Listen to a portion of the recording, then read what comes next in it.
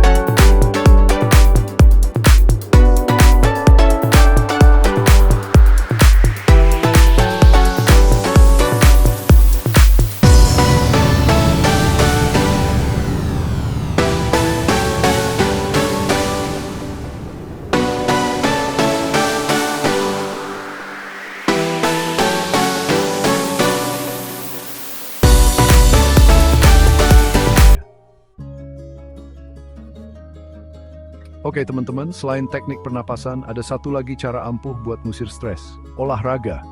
Ya, olahraga. Yap, nggak cuma bikin badan sehat dan bugar, olahraga juga bisa ningkatin mood dan ngilangin stres.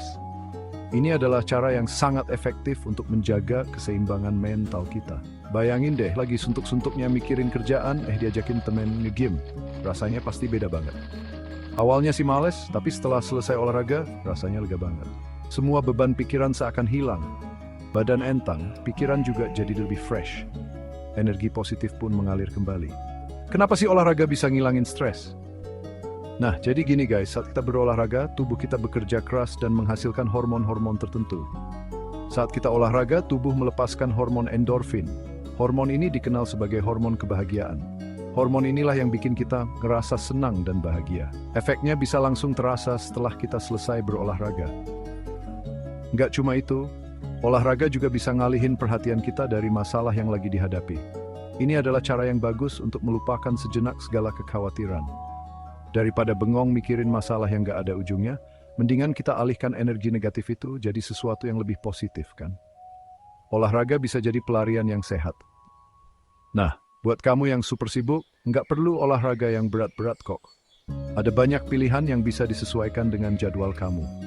Cukup luangkan waktu 30 menit setiap hari untuk jalan santai, jogging, atau bersepeda. Aktivitas ringan ini sudah cukup untuk menjaga kesehatan. Atau kalau kamu suka olahraga yang lebih menantang, bisa coba ikut kelas Zumba, Muay Thai, atau yoga. Pilih yang paling kamu nikmati. Yang penting, pilih olahraga yang kamu suka dan sesuaikan dengan kemampuan tubuh kamu ya. Jangan sampai memaksakan diri. Intinya, jangan jadikan olahraga sebagai beban tambahan.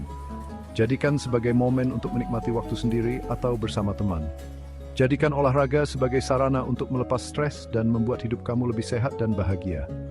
Dengan begitu, kamu bisa menjalani hari-hari dengan lebih semangat. Pernah dengar istilah me time? Yap, ini dia yang sering kali terlupakan saat kita lagi stres-stresnya.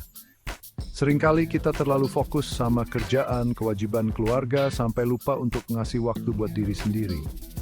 Padahal, ngasih waktu buat diri sendiri itu penting banget loh guys. Dengan nyempetin waktu buat melakukan hal-hal yang kita sukai, kita bisa nge-recharge energi dan kembali lebih fresh dalam menghadapi masalah. Coba deh ingat-ingat lagi, kapan terakhir kali kamu melakukan hobi yang kamu sukai? Kapan terakhir kali kamu manjain diri dengan perawatan tubuh atau nonton film favorit? Kalau jawabannya udah lupa, berarti ini saat yang tepat untuk kembali menjadwalkan me time dalam hidup kamu. Nggak perlu yang mewah atau mahal kok. Yang penting, kamu bisa nikmatin waktu buat diri sendiri dan melakukan hal-hal yang bikin kamu happy. Misalnya, kalau kamu suka baca buku, luangkan waktu setiap malam sebelum tidur untuk baca beberapa halaman buku favorit. Atau kalau kamu suka masak, coba deh cari resep-resep baru dan masak makanan kesukaanmu. Intinya, jangan sepelein pentingnya me time. Dengan ngasih waktu buat diri sendiri, kamu bisa lebih sayang sama diri sendiri dan lebih siap menghadapi tantangan hidup. Oke guys, jujur deh, siapa di sini yang suka ngerasa kewalahan dengan banyaknya tugas dan tanggung jawab? Rasanya kayak 24 jam sehari nggak cukup buat ngerjain semuanya. Alhasil stres berat deh. Nah, salah satu penyebab utama kita gampang stres adalah karena kita nggak bisa ngatur prioritas dan bagi-bagi tugas.